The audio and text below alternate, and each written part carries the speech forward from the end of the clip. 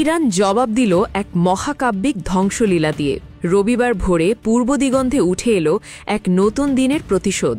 ইসলামী বিপ্লবী core আইআরজিসির মুখপত্র general Mohammad Ali নাইনি রবিবার সকালে সেফাহ নিউজকে বলেন, হাইফা ও তেল আবিবে ইরানি মিসাইল একযোগে আঘাত হেনেছে ১৪টি কৌশলগত লক্ষ্যবস্তুতে।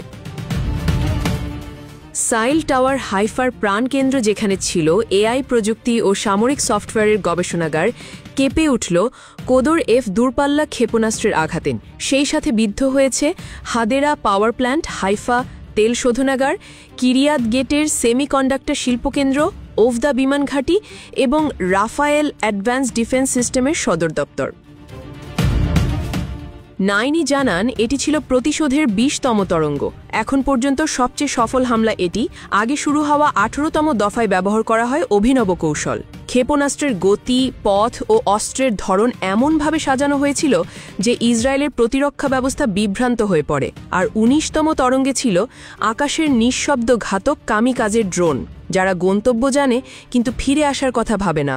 এই প্রতিশোধ এসেছে একটি অন্ধকার আতের জবাবে, যেখানে ইরানের প্রাণভোমরা টান পড়েছে।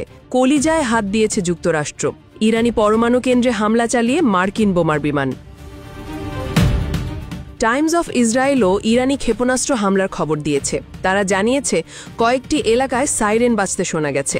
আতঙ্কে বাংকারে আশ্রয় নিয়েছে লাখ লাখ ইসরায়েলি। এর আগে ১৩ই জুন ইসরায়েল তেহরানে বুকে নিরহ ঘুমন্ত মানুষের উপর নিক্ষেপ করেছিল মারণাস্ত্র। ধ্বংস হয়েছিল আবাসিক ভবন। নিহত হয়েছিলেন সাধারণ মানুষ ও শীর্ষ সামরিক কর্মকর্তারা। তারপর থেকে শুরু হয় ইরানের পাল্টা জবাব। এবার সেই যুদ্ধে জড়ালো যুক্তরাষ্ট্র, আর সেখানেই জন্ম নেয় আগুনের অঙ্গীকার। ইরানের সর্বোচ্চ নেতা সেদিনই সেনাপতিদের জানিয়ে দিয়েছিলেন, ইসরায়েলের জন্য সামনে আসছে এক অন্ধকার অধ্যায়। তারপর শুরু হয় ধ্বংসযজ্ঞ। লক্ষ্যভেদী ক্ষেপণাস্ত্র, ড্রোনের ছায়া আর আতঙ্কে মুখ থুবড়ে পড়ে ইসরায়েলের শহর। তেল আবিব, জেরুজালেম, হাইফা, কোথাও শান্তি নেই। ইসরায়েলের মানুষ এখন বাংকারে বন্দী। কেউ আবার প্রাণ হাতে করে পাচারকারী নৌকা চড়ে পালাতে চাইছে গ্রিস আর সাইপ্রাসের দিকে। তবু ইরান থামেনি আগুনের গান, কারণ প্রতিশোধ এখনও পূর্ণ হয়নি। ইরানের সেনাবাহিনীর কেন্দ্রীয় কমান্ড জানিয়েছে, স্থল ও নৌবাহিনী এখনও মোতায়েন হয়নি।